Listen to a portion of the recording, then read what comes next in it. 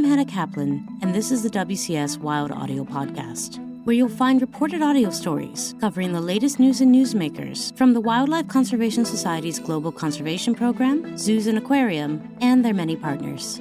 We've got a great show today, so let's get to it.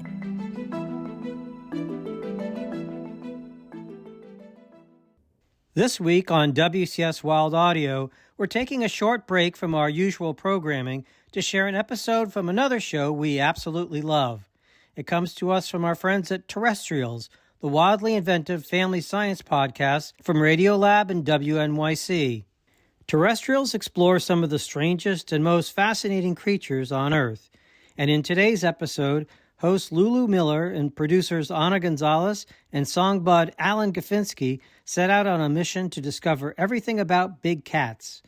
Along the way, they visit the Bronx Zoo with WCS's own Luke Hunter to meet endangered tigers and lions, compare the roars of the world's most iconic felines, and discover that even the fiercest predators on Earth can cough up furballs, play with their siblings, and care deeply for their families.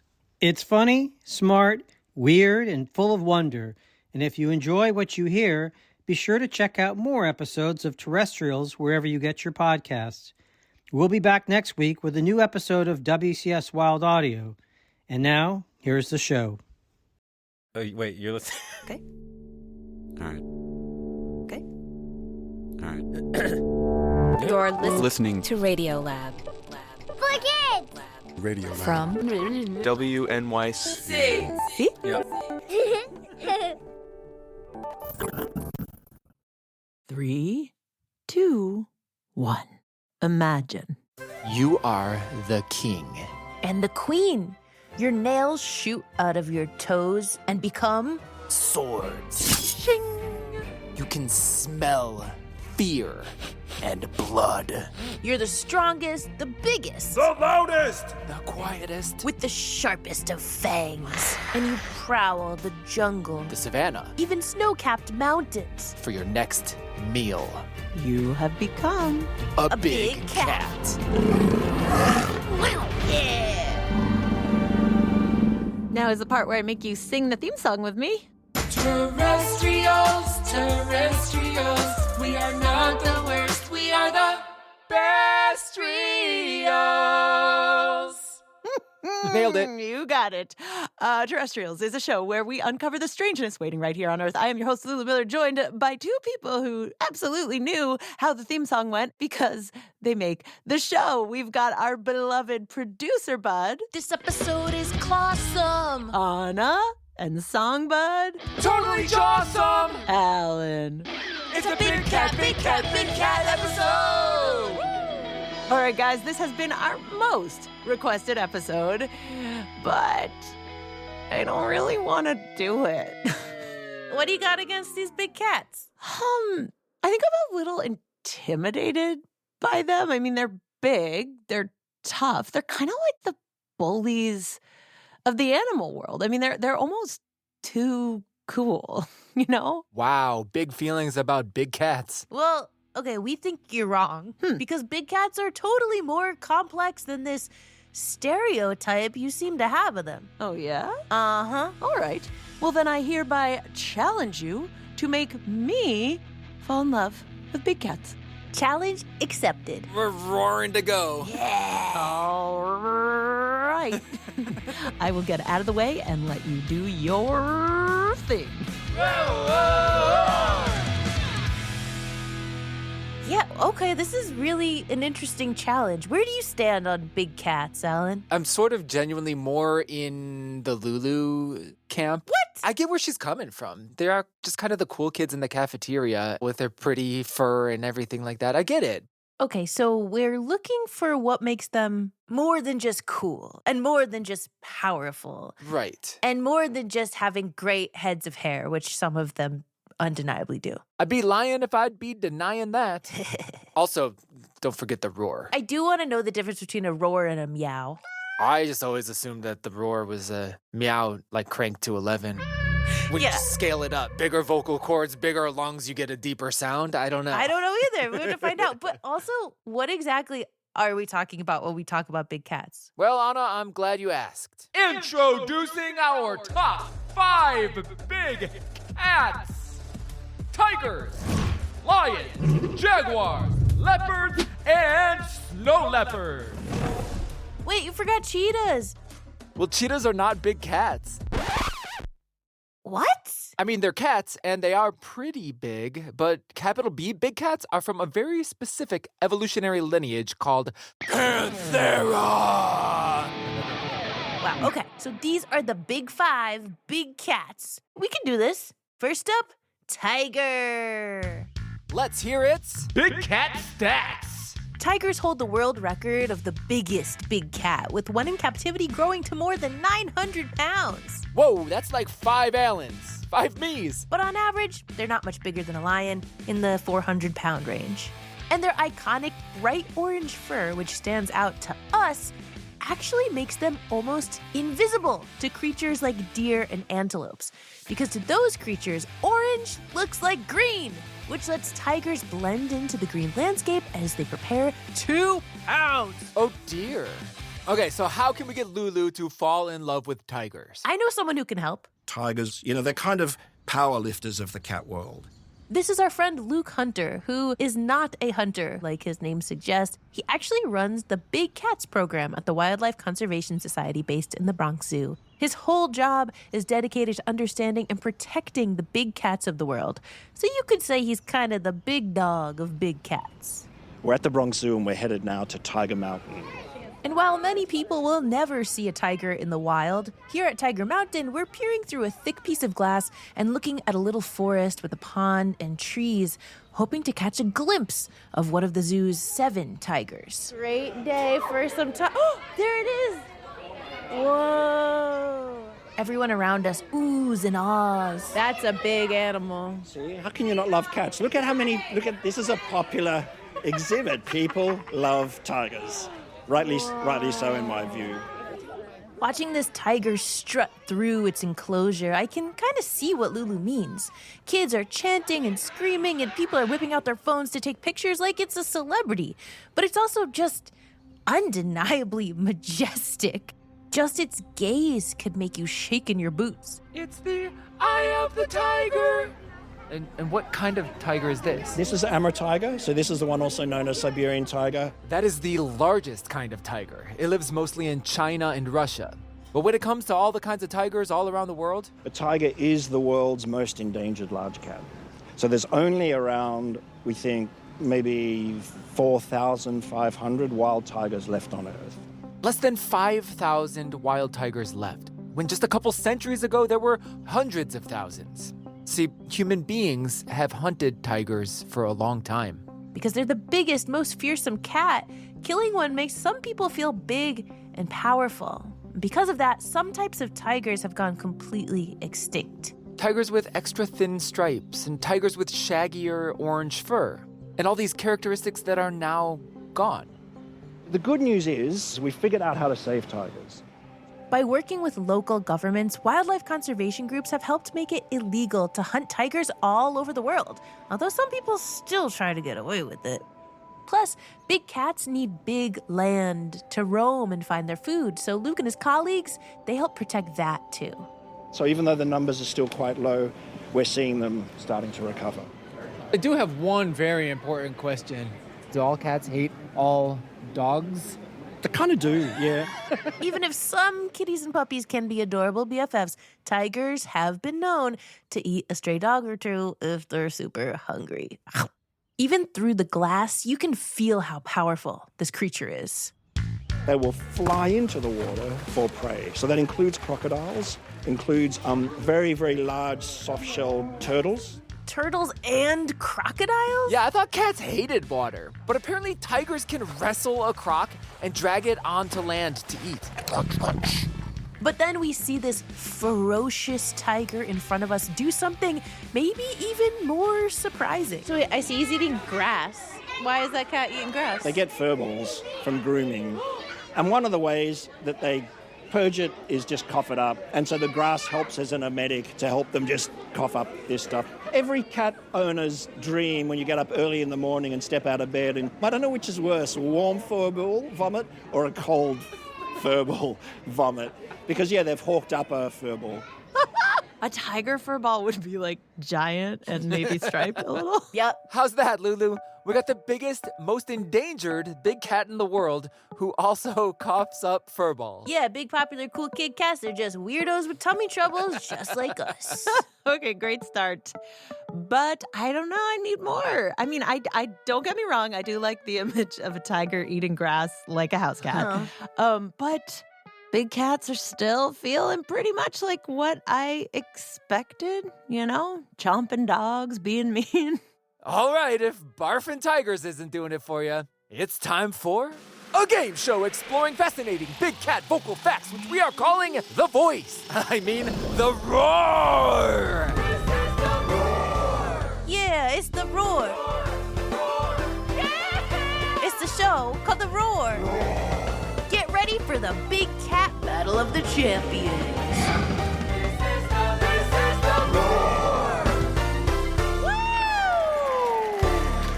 Welcome to The Roar, the world's only game show dedicated to finding the best roar of the big cats. I'm your host, Lion Seacrest, here today with my perfect co-host, Kitty Clarkson. That's right, Lion. And of course, all of the contestants in The Roar are members of the Panthera family, which means, unlike other cats, their voice box is deep down in their throat, a long way from their mouth. So when a big cat lets it rip, the sound is super loud and super low. But there's a trade-off. The structures of the throat don't allow them to purr.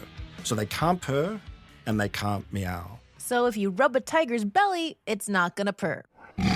Me? Ouch. And unfortunately, one of our supposedly big cats is disqualified from this show, the loud-meowthed snow leopard. They don't roar. They don't roar very well. Tough break, boys. But I don't make the rules. I just rate the roars. Let the showdown begin. Coming to us from the African savanna and also the hills of India, we have leopards. I mean, in leopards, we call it soaring. It's kind of like a wood saw going back and forwards over a rough log. Wow, I love that steady beat, but it might need some auto-tune to really top the charts. And now for something a little snarlier. From the jungles of South America, the jaguar. Jaguars, it sounds more like a kind of grunting noise. They also make an even softer sound to communicate with their babies. That small voice almost sounds like a meow. Not even. It sounds like a duck.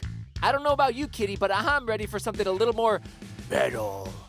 Able to call across wintry forests, dry grasslands, and even muddy swamps. It's the icon, the tiger.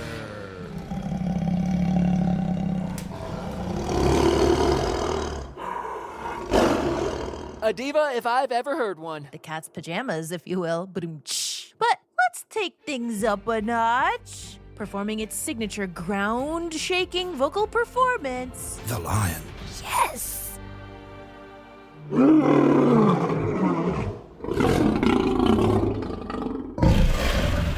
Wow, that bass! That power! And now to announce the winner of this season of The Roar. Kitty, will you open the envelope, please? With a roar of up to 114 decibels, which is considered dangerously loud for humans to be exposed to for a long period of time, the winner of the season of The Roar is... The lion! Congratulations! While all the big cats have their roars, there's only one with the power to traverse the African savanna and be understood for miles in every direction. Wow, thank you to all of our extraordinary contestants. And join us next time on The Roar! Okay. I am really starting to enjoy this. Truly captivating work. Which big cat is next? Well, no Big Cat's parade would be complete without the king of the jungle, the winner of the roar, the kitty cat who's all that in a bag of meat chips, the lion. If I had to name a favorite, that'd probably be my favorite cat. It's incredibly big, dangerous, aggressive. That's after the break.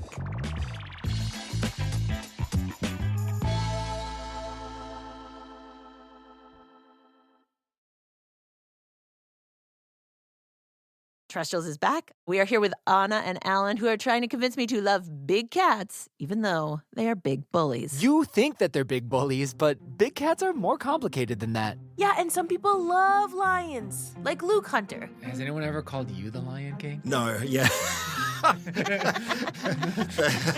Can I call you the Lion Would you? King? I've been waiting my whole life.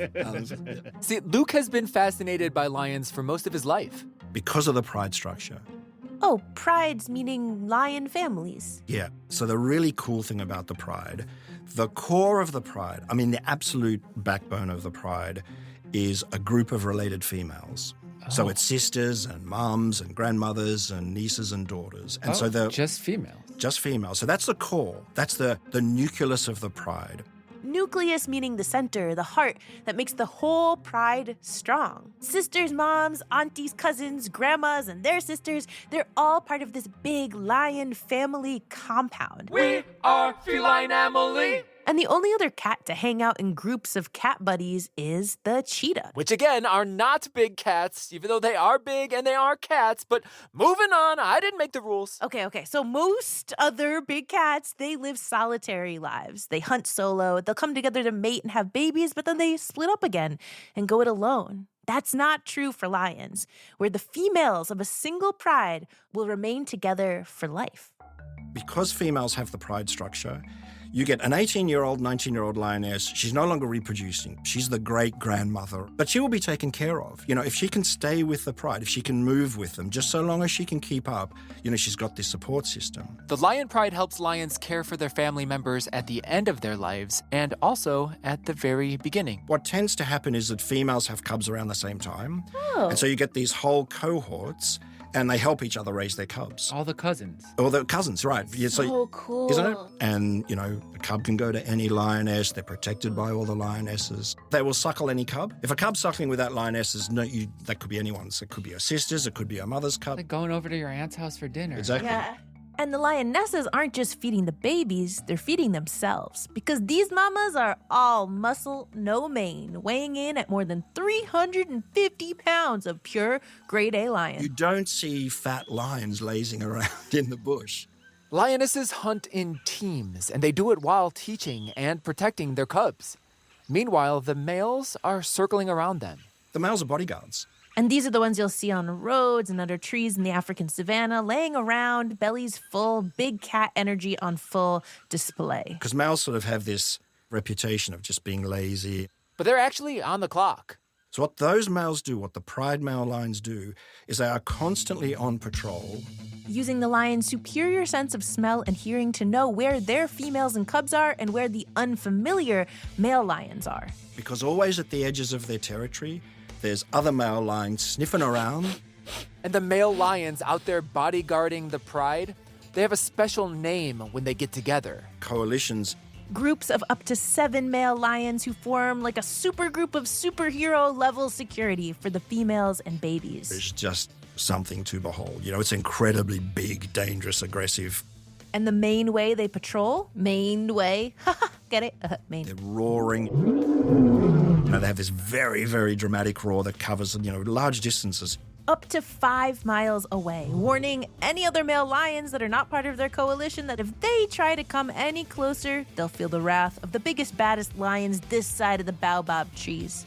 I'm picturing like this super cool, super tough hair metal band, like strutting around, belting out their song. But here in the Bronx Zoo, just down the hill from Tiger Mountain and over to some rocks, there are 2 male African lions just lounging. And they don't look like they think they're kings of the savannah. They're being goofy. Oh, he's biting his butt. He bit his little tail. This is really unusual. You don't see this in tigers. This is what you would see in the wild, where these two remain together, a coalition of lions. Look, he's going to flop on him. They're really, really closely bonded. Like he said. Standing on him. I told you they were close. And it got me thinking about how heartwarming it is that these fearsome big cats are able to be so strong and powerful and legendary, really because they are part of a family, a pride. And those famous roars aren't just to exert their manliness over the animal kingdom. No, We know that lions can recognize other individuals by their roars. they use them to call out to their family members, to their partners, mothers, grandmothers, cousins, and babies, and let them know that they're out there protecting them. Oh, wow. I'm hearing the roar differently now. And guess what? We got to hear their roar up close and personal at the zoo. What did it sound like? It sounded like this.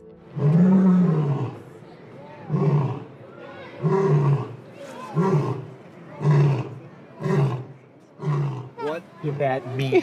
He was saying, this is my land. Don't mess with me. That's what it's all about. Really? Yeah. By the way, it's not just males. Lionesses have a formidable roar, and they'll all band in. So when a pride gets going, it is just incredible.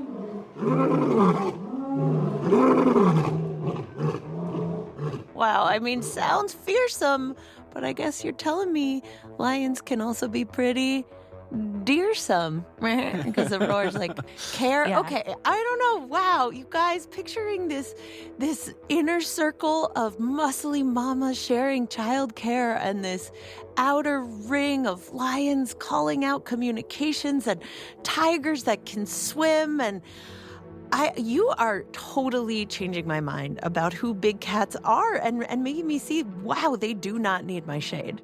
Like, they're endangered, and they really need my love. So that's 2 of the 5 big cats. Who's next? You know, Alan, I just realized that we spent all that time on lions and tigers and roars, Oh my! that we don't have time to talk about jaguars and leopards, not to mention snow leopards.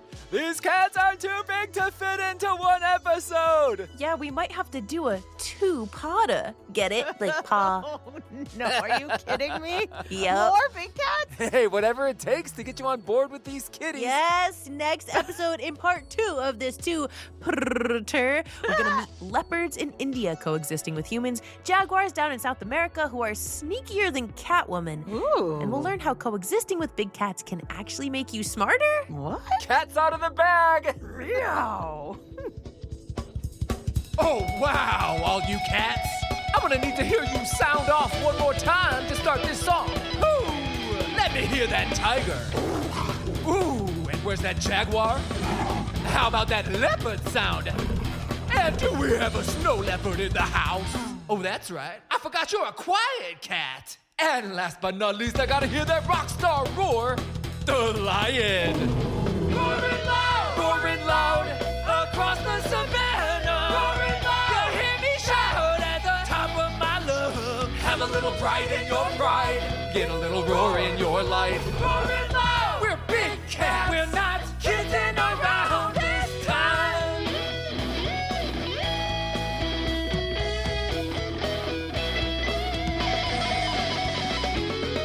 Roaring loud, it's the cats of Panthera. Roaring loud, except for the snow leopard who barely roars at all. Get a little roar in your life, coughing up a furball this time.